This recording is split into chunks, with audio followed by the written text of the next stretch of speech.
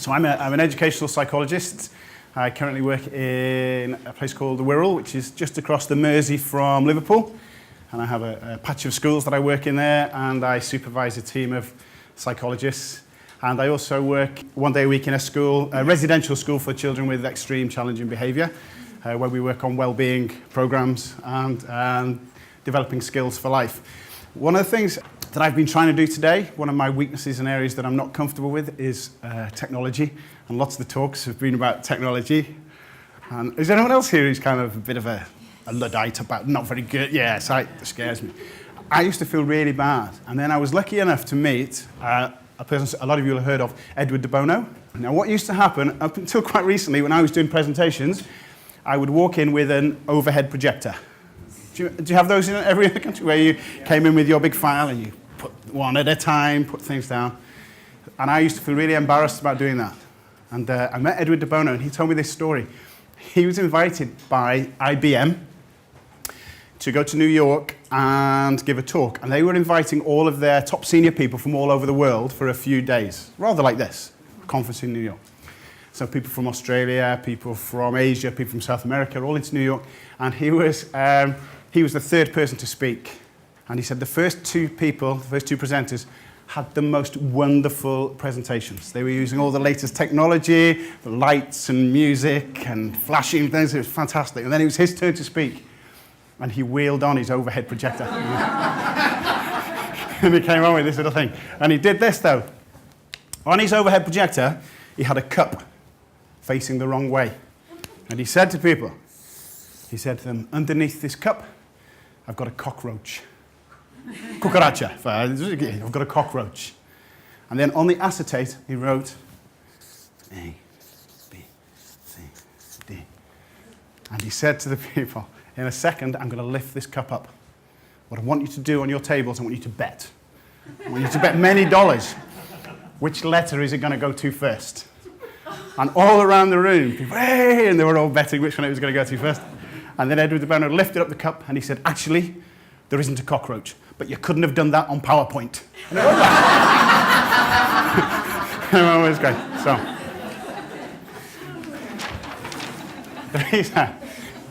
the reason for starting with that is because I am interested in technology and I've got two teenagers who try to teach me all about it. But I think sometimes we can lose some of the fundamentals about learning and education, which are about being human. And the technology helps us with the learning. And I suppose my area of interest is around well-being and mental health and an area called positive psychology, which is the psychology of people being the best they can be. It's the psychology of strengths. And my view, there's a worldwide debate at the moment around the overall purposes of education. And what a lot of people are talking about is that it's become too focused just on the academic side, just on intellectual processing, and it's missing out a whole other side, which is the social, emotional, and psychological development of children and young people. So what I'm going to talk about today is this concept of positive education. And positive education, in its simplest sense, is education for academic success, but at the same time and alongside education for well-being, to prepare children for life, to play a successful and worthwhile part in their communities. So it's about looking at both those two things. It's looking at the skills and the attitudes and the beliefs and how children see themselves and young people, how they view themselves as learners, all the kind of different things they can develop. And so I'm just going to introduce you to a formula to start. It's by a lady called Sonia Lyubomirsky, who wrote a book in the States called The How of Happiness. So the H stands for happiness. Okay, now, I was in Brazil recently, in Italy, because I asked them about, you okay with happiness? And in Brazil, everyone said, we love happiness. We the happiness, yes, that's great. I'm from England. We don't like happiness. We're not comfortable with that term at all. It's too frivolous. It's not academic enough. So in England, we like to call it subjective well-being. It's very serious, isn't it? Yeah. But actually, what we're talking about is happiness. I do a lot of work with parents and children, and one of the interesting things, I do a lot of work about goals and outcomes, and what do you want in your future? What's the thing that you look for in your child more than anything?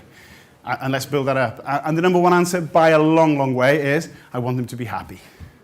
It's not frivolous at all. It's actually the reason why we do most of the things that we do. So for this formula, just very simply, happiness is, S stands for set point, genetic set point.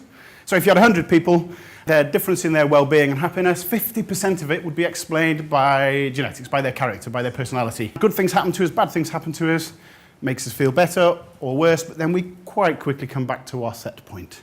And if you think of friends you've had for a long time, the ones who were happy-go-lucky 30 years ago, regardless of anything else, they're still kind of like that, and the ones who are miserable and always moaning and causing trouble, they're still the same in their 50s. Do you recognise those? Yes, so we're about 50%. The C stands for the circumstances of our life. And that means how much money we earn, where we live, our gender, faith, age, climate, lots of different things where most of us think success in life is, and circumstances, and if only I had that, etc. Accounts for about 10%, research would say, which means that the V is about 40%. Does anyone know what the V might stand for? What might the V be in this formula? That's a lovely one. Vitality would fit in there. Vitality would be in there, actually. It's not stand for that, but it would be in there. Variation. Having different things. Yeah, well, actually, what it stands for are the aspects of our life that are under our voluntary control. And what that means are skills, attitudes, beliefs that regardless of our personality and regardless of our circumstances of life are both teachable and learnable. They're skills that are malleable. They're non-cognitive skills. They're about optimism or resilience or perseverance. And what research tells us is they are both teachable and learnable at all stages of life, but some better than others. And so that's what I want to concentrate on now. Those things that within our education systems, but also for ourselves and our families, we can learn how to have different beliefs, different attitudes, and different ways of thinking. There are lots of different models around this, but the one I'd really like to introduce is one by a man called Martin Seligman, who was the founder of positive psychology in 1998. And it's a formula or a model that's used around the world now. And it's called PERMA. It's being used worldwide now in a number of schools, a number of institutions, and in fact in some countries to measure the well-being of their citizens. It is based on research and science. It's not just kind of an opinion-based one. Positivity, engagement, relationships, meaning, purpose, and accomplishments. So what I want to do just over the next 45 minutes or so is just talk you through some of these things. No one here has come across this? Okay, if you go online, there's lots and lots of information about it. There's specific information about PERMA in ELT classes, etc. So we'll start with positive emotions. We know what negative emotions are there for. Yeah, negative emotions drive us to certain actions. I was teaching my 5-year-old son how to ride his bike without stabilizers. Okay? So the first time I'd ever taken, the stabilizers? It was the first time I'd taken them off. So I took him to a field. And this field had a really gentle slope one way and a really steep slope the other way. So I put him on the gentle one to try and have a go, but he couldn't pedal and steer. So I said, tell you what, I'll take you to the top of the hill. So I took him to the top of this hill. This field was about 200 meters wide. It was a big field. I took him to the top of the hill. At the bottom of the hill, just in the center, was a litter bin. Just one litter bin. I didn't put him opposite that. I took him right over here. I took him to the top. Right, Joe, I'm going to the bottom of the hill. I'll see you there. And as I set off down the hill, what did I say to him? Don't hit the bin. That's all I said to him. Make sure you don't hit the bin. That's all it took for his anxiety to kick in. Go. All of his focus becomes on the threat. All of his focus, so it narrows down your range of that. You can't think of anything else. And if you're heading at speed down a hill towards a litter bin on a bike, what should you do? You can't change directions because that's the only thing that exists now. You can't see the rest of the field. You're just focused on that. What should you do? Brake. It's a simple thing, isn't it? And if you weren't feeling in a negative emotion or anxious, you would know that. But what happens is, as our range of thoughts comes down, so do our actions and our range of possibilities. So as he was going down to it, totally forgot about the brakes. We forget our, when we're feeling bad or anxious or angry, we forget our competencies, don't we? So as he did what I did as a child. He took both feet off his pedals and he went, and smashed straight into the litter bin. I walked up to him, I said, Joe, you've just had an emotional hijack, son, because I like to take teaching opportunities. But, so negative emotions do that. We understand that. They drive certain things, fight, flight, and freeze is the one that we often miss. Freeze is just that, I'm going to stay really still and hope that no one sees me. Our classrooms are full of the children. I'm just not going to keep quiet. I'm not putting my hand up. This room will be full of that if I ask you a question. I'm not doing that. Yeah? What I want to talk about, though, so we know what negative do, and we have to get over that, but it's positive emotions, the impact of positive emotions. I'm just going to show you a video. I'd just like you to watch this video.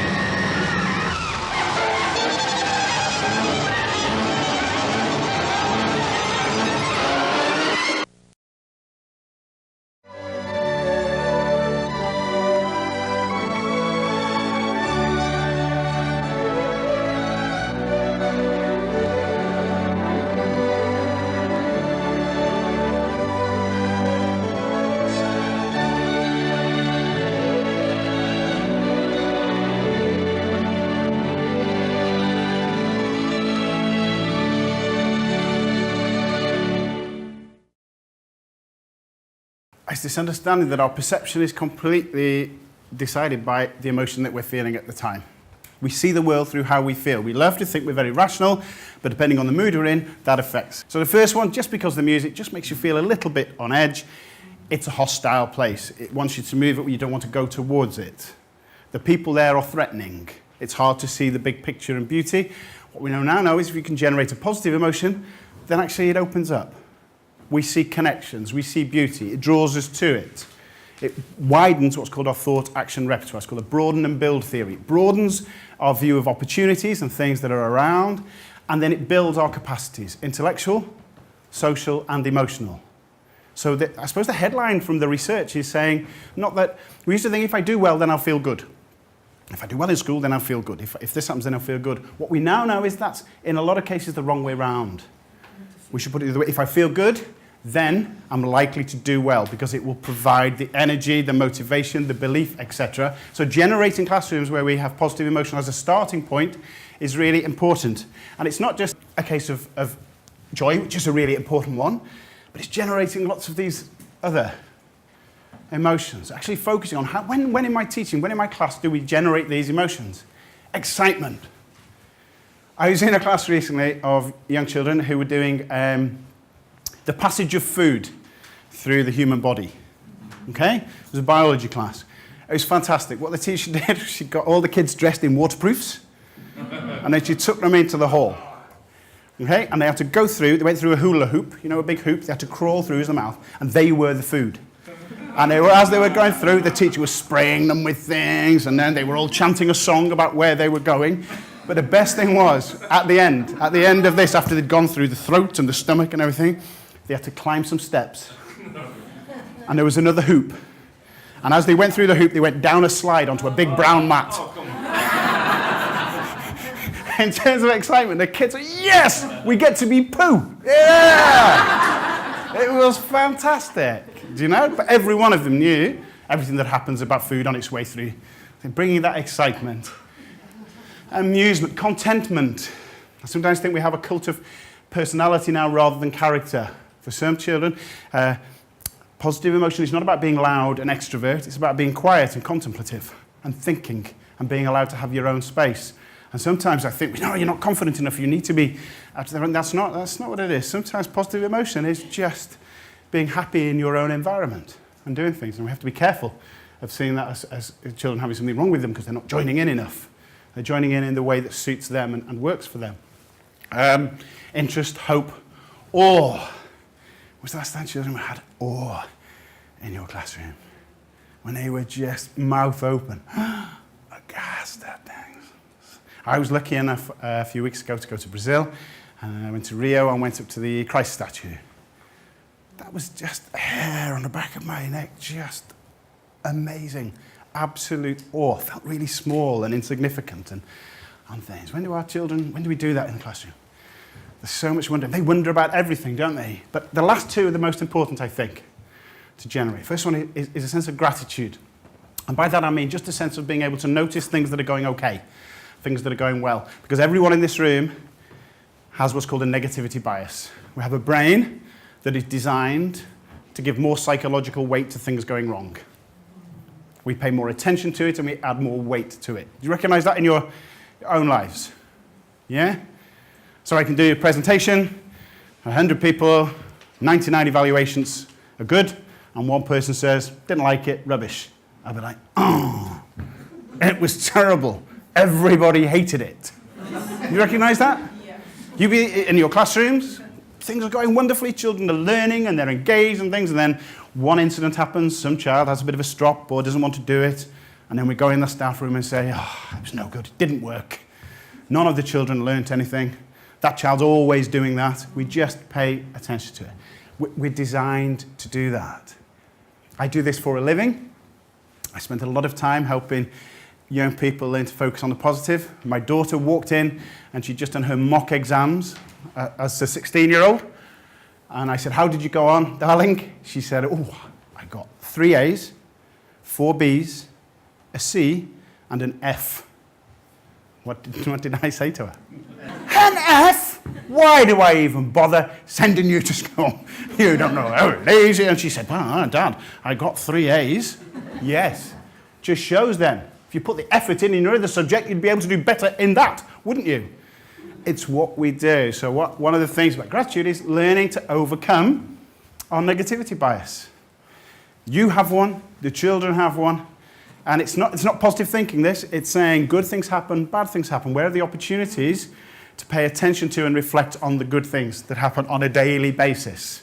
And we can do it in the past, in the present, or the future. Where do children get a chance to reflect on their successes? Where do they get a chance to look at things? Do you build self-belief things, so photo albums? Do they collect things about times they've had their best times in school? My daughter does a thing on my phone without telling me every so often. She just changes my screensaver on my phone to a different photo. And I turn it on and go, oh, and it's always a nice family memory. Or some object that she'd like me to buy her. It's a different thing. In the present, it's about savouring. It's about just learning to be in the moment. One of the problems with technology is some children now and young people are being distanced from the experience. I don't know what it's like in other countries. In England now, if you go to see a concert, you can't see the stage because everyone's doing that. Yeah? It's when we go on holiday, I'm going on holiday in a couple of weeks to Spain, and my daughter, she'll do like last year, we'll say, should we take a family photo? No, I don't want to do that. Or my friends see that, and she will walk about 3 steps away and take a selfie. In the same place, but she just doesn't want, and we kind of miss out, don't we? Yeah, it struck home to me very, very strongly when my son reached 11. And prior to 11, he used to hold my hand all the time. Walking down the street, just naturally. And then he got to 11, and he became too cool to hold my hand. Do you know that? You know that feeling? I'm not holding your hand. At about the age of 12, he stopped completely. But between 11 and 12, sometimes, it became very rare, he forgot that he was too cool to hold my hand. So we'd walk down the street and he'd put, what I did for 10, 11 years, I'd ignored it, paid no attention. Just during that year, I just paid attention to everything, to how it felt, to where we were. I just savoured that moment. Do you know what I mean? I'd even sniff his head. You know what you do? You know what you do with babies? Get off, Dad! Really embarrassing. Really embarrassing. And then it's about, and also for the future, anticipation. Where do we build a sense of anticipation and excitement about what's coming up next? Children are always excited about that, my kids, but it's things outside of school. Where do we introduce, oh, next week we're going to do this, or next term, or next month? Where do they get that real sense of looking forward to things? You know, if you're planning a party, the planning and the preparation of things is more exciting. The party's quite often a letdown, isn't it? But it's that excitement. Where do we generate that for our children? And then the final one there is curiosity. This I think we get wrong. Somehow, very young children are naturally curious, aren't they? Any of you who've had young children or worked with very young children, they ask hundreds of questions a day. They're constantly curious about life and what happens if this, and if I poke that, and if I push this in the plug socket, and if I put the hamster in the liquidizer, what would happen? All those kind of things. They're really curious. And then they get to school, and that sense of wonder and that curiosity seems to disappear quite quickly. They stop being divergent. They start becoming much more convergent thinkers. And they get to a point where answering questions becomes more important than asking them. And getting the right answer and playing that game stops them thinking. And actually, they get to a point, I meet a number of children who they're terrified of asking questions because that shows that they don't understand, or that they might not be sure, and they don't want to show themselves as weak like that. And I think that's really wrong. So by the time they leave, they're thinking in a very divergent thing, to the point that my kids, with all the technology around them, will go on Wikipedia and tell me that it's a fact. They don't ask, they don't question that, they've just learned that there's one right answer to things, and that's your job to find it. I really think boosting that curiosity is one of the key things in classrooms. I just want you to have a look at this, just to test this.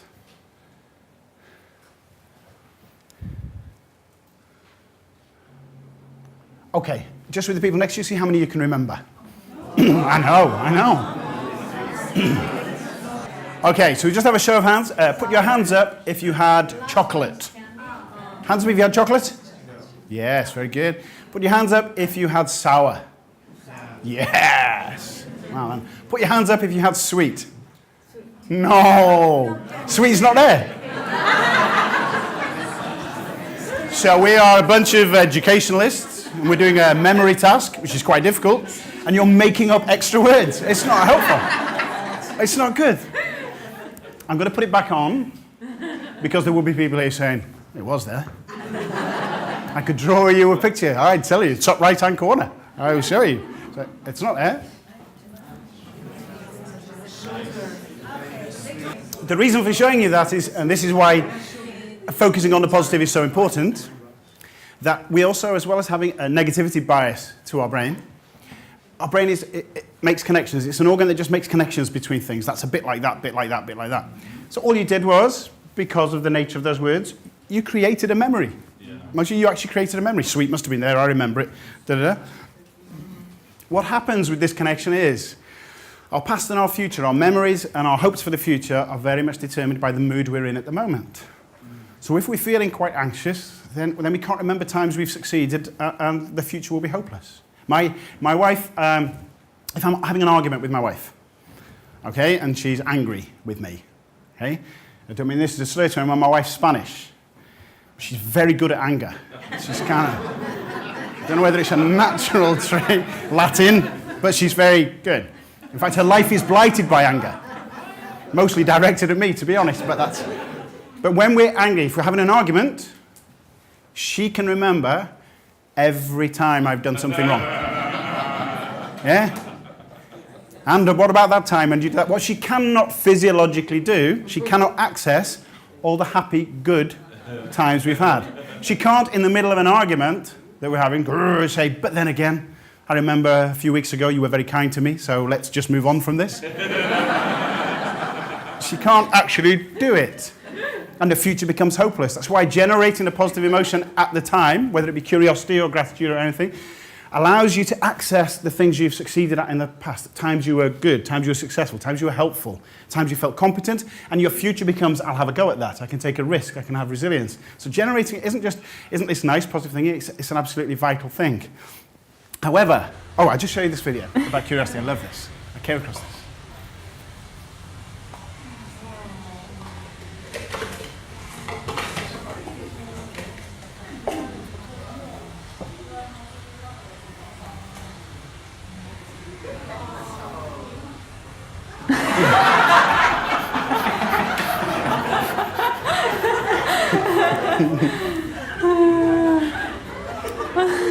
It's lovely. Curiosity, wonder, humour, learning. And one more show of his backside just for everyone. Okay, so we've talked about the positive emotion. However, there's the emotion side, there's feeling good. But probably more importantly for us in terms of learning and in terms of well-being are the next four, which are all about doing well. So feeling good is one thing. I think sometimes we've gone too far certainly in this country, and in others that I've come across, in just trying to boost children's self-esteem artificially by telling them they're wonderful all the time, withdrawing challenge, not having them have to overcome difficulties. It's kind of false self-esteem. Look in a mirror and say, I love me 20 times a day and everything will be fine. And it's not, unfortunately, what we do is set children up then to be anxious, etc. Engagement in terms of this means being fully focused on some activity, being absorbed in it to the point that you're not thinking about other else, your mind's not wandering. Time disappears. The concept of flow. Csikszentmihalyi's thing, flow, which was what he first studied artists and found where they were so into their work sometimes they forgot to eat and sleep until it was finished. They were just immersed in it. Do you recognise that in your life? Sometimes it's sport, sometimes it's art, sometimes it's music. It's always an activity. I had a young boy, an 11-year-old, who's very severely, in this country, dyslexic, really struggled with his reading and his literacy, and he'd had a bad time in school, but in his last year in primary school, he was doing really, really well. And when I spoke to him about it, his answer, what he said to me, he said, but sometimes I'm so into my work, I forget the time dyslexic. What he meant was, I'm so involved in it, I forget that I'm not supposed to be able to do it. Right. Does that kind of make sense? Where is Joan here? At the back. When I was in Sao Paulo, I was talking to Joan's son, and he was telling me about his interests in life, and I talked about flow, and his was robotics, wasn't it? So when he's doing his robotics, the rest of the world just doesn't exist. You are just constantly, it's the height of kind of learning. It's when you're at your peak. Do you recognise that in your classrooms, that when it's in flow? Yeah, it's when the bell goes and for the end of the lesson and the children moan, go, oh. Does that happen a lot?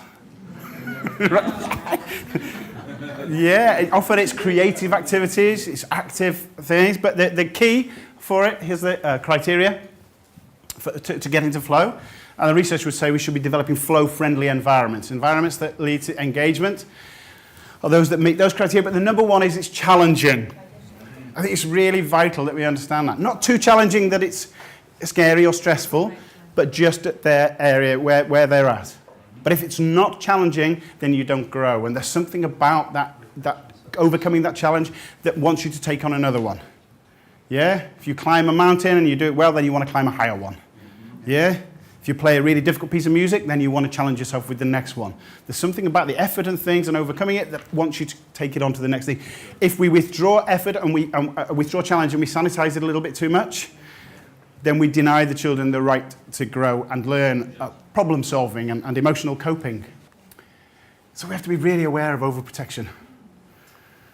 We have to be really aware of doing this. We do our kids a disservice. I'm not saying make things so difficult. I heard a lovely phrase, our children should be stretched, not stressed. Should just be stretching them. Where's their stress zone? How do we find that? And I understand that learning is often frustrating. We're supposed to get things wrong. I think they get terrified of making mistakes. I think some of our children get terrified of making mistakes. I don't know whether you would agree. I sit in classrooms where they don't want to risk it. Yeah? My favourite story that illustrates this is for years ago was in a school near where I live, near Liverpool, and it was a Catholic school, and the priest had come in to speak to year 3 children, so they're 7 years old, and he had them all in a hallway, in the big hall, and he said to them, children, tell me what I'm thinking about. It's small, it's got a bushy tail, it eats nuts, and it lives up a tree. Does everyone know what that is? Yeah. So that's what he said.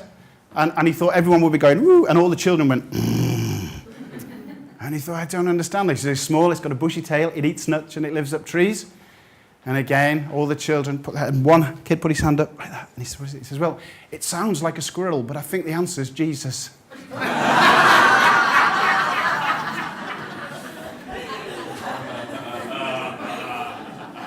I would highly recommend, for those people who haven't come across it, the Mindsets with Carol Dweck, the book around developing growth and fixed mindsets, whether you believe your learning is due to ability or due to effort. Anyone here who can't draw? Okay, these are images before and after self-portraits of people who couldn't draw. They're self-portraits. How much teaching do you think they had? What length of time to go from the left to the right do you think these people had? They were all adults who said they couldn't draw. How long? Over what time period do you think? Day. A day? Ooh. People usually say a year, 5 hours, just 5 hours of teaching. Because what they found was they hadn't been taught how to look. They decided very early on that they just weren't any good. They were no good at drawing, so they avoided it. And they'd never learned. Because the key thing that we know is that these are the ingredients of being successful. The number one thing is not talent or ability. The number one thing is determined practice. No exceptions, but our children think it's ability and talent. You're either good at something or not. You're good at maths or you're not. You're good at sport or you're not. You're good at art or you're not. You're good at language or you're not. Because what the research is really clear is it's about practice. And everyone, of course, people are different in their level of ability, but with the right practice, I can improve at pretty much anything. And rather than ability and talent, it's passion that drives it. So setting things up where we do that and helping our young people know that the brain is a muscle, that we grow our learning. Things are supposed to be hard. I have my son, he struggles to do anything if he can't be really good at it straight away. And so he won't expose himself in case he gets it wrong. Does anyone else have that with their young children? If it's challenging, I'm not going to do it in case I can't do it straight away. And I'm always saying you're not supposed to be able to. It's about learning how to do that. Making sure that we praise for effort and for determination. Sometimes we say, you're very clever, you've done very well, aren't you great? Which actually just builds this fixed mindset. Because if getting something right means you're clever, you can't afford to take on a challenging task. Because if you get it wrong, you're not clever anymore. So you will avoid doing that. Most of us do things like that in our life.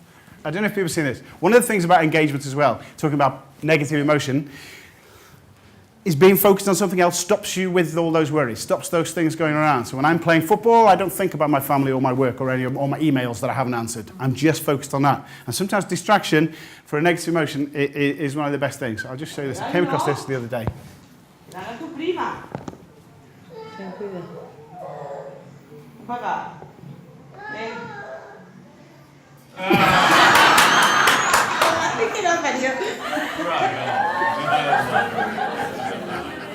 Beautiful. Beautiful. Okay. The R stands for relationships. Fundamental thing in terms of our well-being, in terms of our success in life. We are, as human beings, ultra-social species. We're designed to be in groups, to be interdependent, not independent, but to work together in groups. We perform better as adults and children if we're in social networks that provide support and trust, etc. The research around well-being, the single most common finding around the world, regardless of any circumstances, those people who prioritize relationships above all else is the most important thing. Which we kind of know, it kind of makes sense to us, doesn't it? It's been referred to in almost every talk where we've been today, everyone I've heard, whether it was about technology or professionalism or anything, someone at the end said about feeling belonging and feeling you're part of something. I love this concept of an emotional bank account, whereas if we want kids to give us something, we have to deposit. In terms of positive to negative, it's really important to get that balance around positives right. Some research would suggest to have a thriving relationship from an adult to a child, you need 5 positives per 1 negative. 5 to 1. And that's because the 1 counts for even more. It's toxic, isn't it? Yes. Lots of people can say nice things to us. Someone who insults us, we remember that not just for days or weeks, but years later. It stays with us. Does that resonate with people? Yes. Now my children are teenagers. When they were younger, mine and my wife's time was at 8:30 at night, or whatever. The children would go to bed, and then it was it's our time. The children have gone to bed. Now they're teenagers. So they're up and they say to us things like, well, I'll say to them, can you turn the light off when you come to bed? Because I'm going to bed and I'm too tired. But we've discovered that Saturday mornings and Sunday mornings are our time. Because as teenagers, they don't get out of bed till about lunchtime. Is that same culturally everywhere? So it was the other Saturday, me and my wife were in the kitchen. We're having bacon and cheese croissants. I had some sweet soul music playing on the radio. We were getting on quite well. And then my daughter came in. She went to a cupboard. She had a little bit of an altercation with my wife, because they're not getting on at the moment. Nothing to do with me. just then. And as my daughter walked out, she just looked at me and went, Okay? We have mirror neurons. You know, so if someone smiles at you, you must smile back. So my daughter went, This is all I did. I just went, Okay? Nothing more. You can forget your flirting, your sweet soul, your things. Why do you always take her side? And I was like, I didn't do anything. Everything, all the good stuff has gone. It's the same in the classroom. Oh, why? I've been nice to them. I've done all this, and now they're not working for me. They're not motivated. It's because those one things, they're toxic. It's one of the hardest things, I think, to keep that relationship with children, especially if they might be challenging around motivation. And it's about those things. It's about paying attention to detail and treating them as individuals. My nephew said, Uncle Simon, when he was 10, Uncle Simon, when you were at school, did you ever have a teacher who, when they were with other grown-ups, was nice, but when the other grown-ups weren't there, was horrible? That's what he said. And this is what his teacher did. He was doing a painting to go up on the display. And when he finished it, he said to his teacher, can I put this up on the display? She said, it's not good enough. It's not good enough to go on a wall. So he's quite resilient, is Lewis. So he said, well, if it's not good enough, can I take it home for Nana? My Nana, she'll put it on the wall. It's nice, isn't it? And his teacher said, there's only one place that's going. And she picked it up and she ripped it. She could have had the best techniques, the best curriculum, the best everything in the world, but he did nothing for her from that point, because it was all about their relationship. And perhaps the area where it causes the most problem is in terms of behaviour management. And a book that we're using quite a lot, or a concept, is this idea of the chimp. I don't know whether people have come across this, that we have a human brain and a chimp brain. Human brain is our logical, thoughtful one, and the chimp brain is our quick brain, is the one that just picks up ideas and jumps to conclusions and does things. And often within the classroom, with the dynamic of that, especially around children who might be going moaning on things, then we react like that. We sometimes blame them or accuse them, don't we? We call them names sometimes. I met a little boy 5 years old. I said, hello, I'm Simon. He said, hello, I'm naughty Elliot. Not I'm Elliot who's sometimes naughty. I walked into a class once. I was going to do a presentation to some of the children. This is how the teacher introduced me. He said, some of you are lazy, some of you are just stupid. He said, but if you just concentrate and listen to Mr. Ward, you might learn something. Great introduction. Yeah? It's about recognizing those things. It's about learning as teachers and helping young people to learn to have a mental pause button to stop that first reaction in terms of relationships. You know that when we say things that we regret to children, lots of things come out. I work a lot with newly qualified teachers, and when they're doing their teaching practice, the thing they find hardest is when they go into someone else's class and their kids, someone will have earphones in or something, and they'll say, you have to take those out, and they go, Mr. Soames lets us wear these. You know, that kind of thing? And their reaction is, do I look like Mr. Soames? Do I look? Instead of, well, you know, perhaps he does, and I need you to put them away, and I'll check with him later. It's about having scripts. It's about that professionalism was talked about yesterday. It's about understanding your own reactions to children and keeping those relationships going. These have nothing to do with this. These are my favourite slides ever. There was just some young children asked, because the most important relationship is marriage and relationships, from lots of the children. These children were just asked, how do mum and dad get together? Which I quite like. You just lie there. How can you tell if somebody's married? This will be romance and things. That's the definition of marriage. But my favourite one of all, this is Ricky. I don't know how Ricky's going to do in life, academically, but he will be successful with the ladies. What's the secret of a successful marriage? This is Ricky.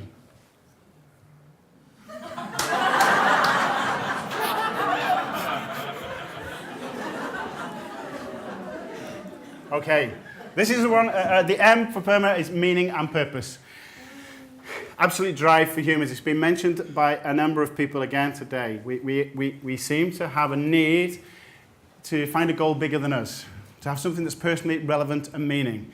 That from a very young age, young people and children want to be helpful, want to feel they're contributing, want to know where they fit in, where they value. This was some research that's done, but you can see the full thing. These children don't know the men. Oh.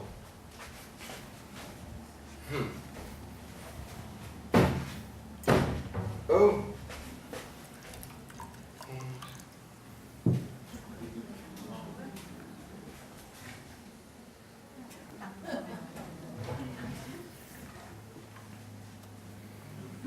So. So. Einmal hier und einmal. Oh.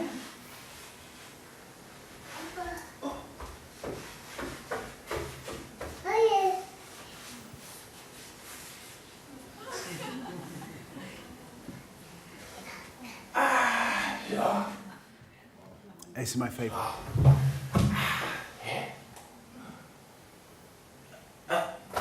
Oh.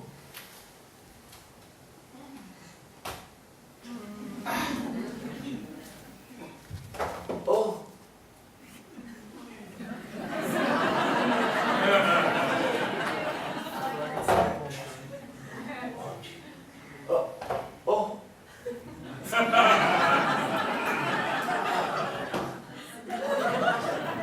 It's a natural thing. So where do we give kids that voice, that sense of helping, that part of I'm valued for myself?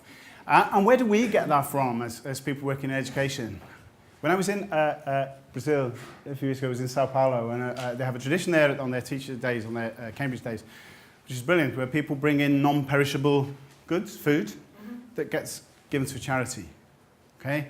And instead of someone presenting it, there was a video of the charity. And this was a school, or an institution that provided activities in a school-based environment for children outside of school, when they had perhaps no one at home, when they might be running on the streets or with gangs or whatever. I couldn't really follow it because it's in Portuguese, but I could see it. It was starring one young man, and it showed the distance he had to go back home, and his mum couldn't be there because she needed to work, etc. And then it showed him using this facility, which was fantastic. It was just brilliant. And it showed a very inspirational member of staff there who was helping the young people sing in a choir. Beautiful. And they were singing, and all on the video, the screen, these children were singing, they were full of joy, they were full of happiness, and everyone was really enjoying it. And then the screen went up, and the children were actually on the stage behind the screen. So there were 650 teachers in this room. At that moment, when those children were on the stage, every single person in the audience spontaneously stood up, started applauding, they were crying, they were just full of emotion. Then the young boy who was there, he started crying, then his mother came on, and they were hugging on the stage. But what struck me was, there was this joint feeling, and what struck me was, every single teacher in that room was watching that, and of course it was moving of itself, but you could see, and everyone I spoke to afterwards, they realized that what they did made a difference for children's lives. That what they did was vital on an individual level. That they had an opportunity to interact with children on a daily basis that had a profound impact. That's a sense of meaning and purpose. That's a driving thing. That becomes absolutely vital. And it's about, and I think we heard a lot about autonomy, this one in agency, and of course that's vital for meaning and purpose. I think we do it very well in terms of choice, but a lot of people talk about autonomy in just terms of choice. They talk about organizational autonomy, what group I'm in, what's the due date for my work, what are the rules. Procedural autonomy, having a choice about the medium you use, whether we're using PowerPoint or whether we're doing it. And that's all well and good, but the most powerful one, the thing that's the most important, is cognitive autonomy. And what that means is having a sense that you're contributing to, having a sense that you have a say in the development of your curriculum or your projects. It means feeling that your voice is heard, and it particularly means finding something salient that links into your life. How do we engage it? Well, you find something that gives the children autonomy, a reason for doing something. Does that make sense? When we, again, sorry, I'm talking about Sao Paulo, but I had such a great experience there. When we went, Joanne took us to a restaurant after the day.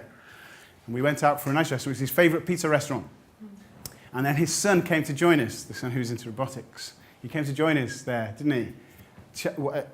Beautiful, mature, intelligent young man, talking away about his interests and what he was going to do in his future. But then Joanne said to me, I was trying for ages to get him to talk English, to take it seriously, and he wasn't interested. Couldn't get him to learn English at all. This is where I knew that he loved to come here and eat pizza.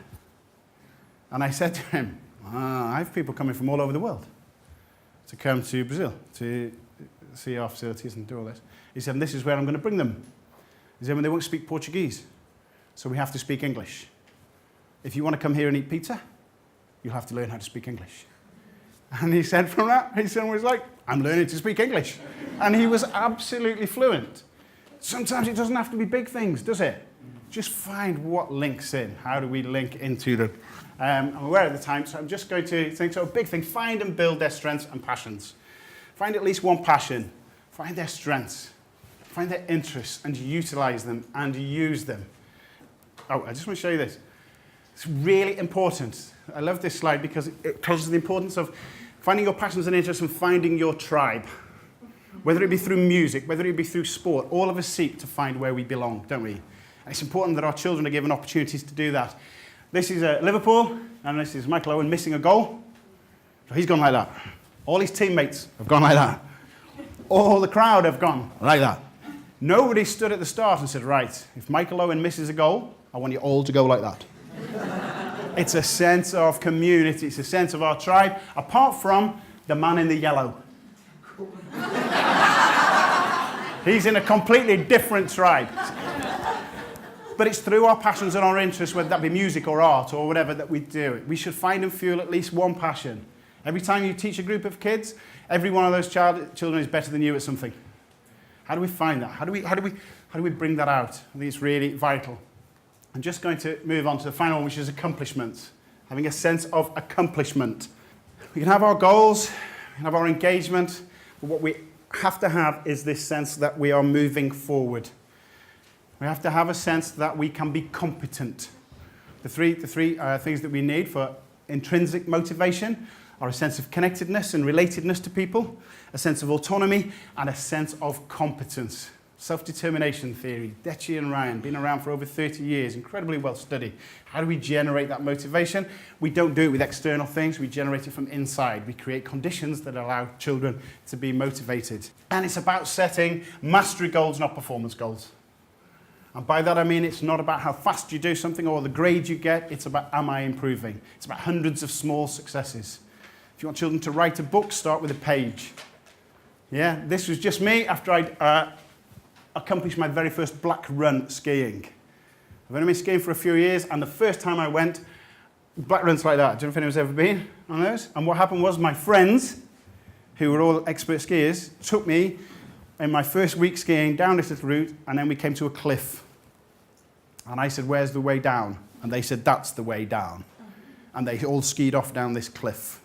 And I just sat and cried. And then I got down, it took me 2.5 hours. I did it on my backside, couldn't ski at all. This was me after 4 years, the first time I skied it.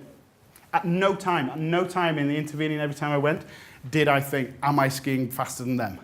Didn't care at all. All I cared about was, am I improving? Am I improving? I've no interest in being the best skier. I've no interest in comparing myself to other people. I just want to improve. There's a natural engine in us to grow. A natural thing that we need to grow. These are some boys we took out on a well-being project, fishing. Here's the first one, very proud of his accomplishments. Here's the second one. He's also very proud of his accomplishments. It's about, yeah, does that make sense? So a lot of our children, they're perfectionists, they compare. If I'm not doing as well as them, then I don't want to do it. That's not what we should be about. We should be allowing everyone to develop that self-control, to be able to set a target and rein in your impulses. This morning, someone talked about moral purpose. I think we've all got a moral purpose, and I think that moral purpose is everyone who goes into education does it to make a difference. We do it to make a difference to children. What keeps us there is seeing children flourish and thrive and overcome things and grow. And those little moments that suddenly show us that they've got something or they introduce something to us.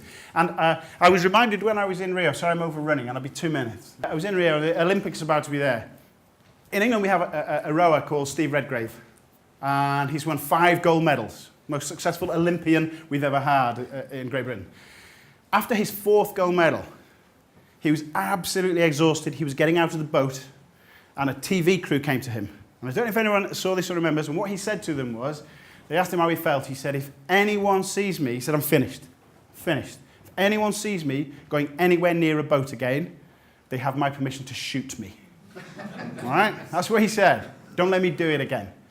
But of course, he came back 4 years later and went, I meet teachers every Friday afternoon like that. They're drained. They've given everything. And they say, oh, if anyone sees me near a school again on Monday, they have my permission to shoot me. But they turn up again on that Monday because they have a moral purpose, which is to do something more than just prepare children for academic success. It's about helping children grow and helping be the best they can be. And we do that by creating the right environment. This is a picture of Death Valley. Nothing grows in Death Valley, yeah? Except human beings seem to have a biological imperative to grow and develop and learn. It's in us from a tiny age until we die. We want to learn, want to do it, but only if the conditions are right. Only if we're in a situation when the environment supports us making mistakes and finding our strengths and developing perseverance. So nothing grows in Death Valley unless every so often, and this year is one of those years, conditions are just right that everything flourishes. This is Death Valley this year. Because conditions have changed. Our job in education is to provide those conditions, provide that environment, both in terms of relationships and the experiences that we give children, that do more than just prepare them for a life of tests, but prepare them for the tests of life. It's about helping children flourish. I'm sorry I've overrun by a few minutes. I hope that was useful. Thank you very much.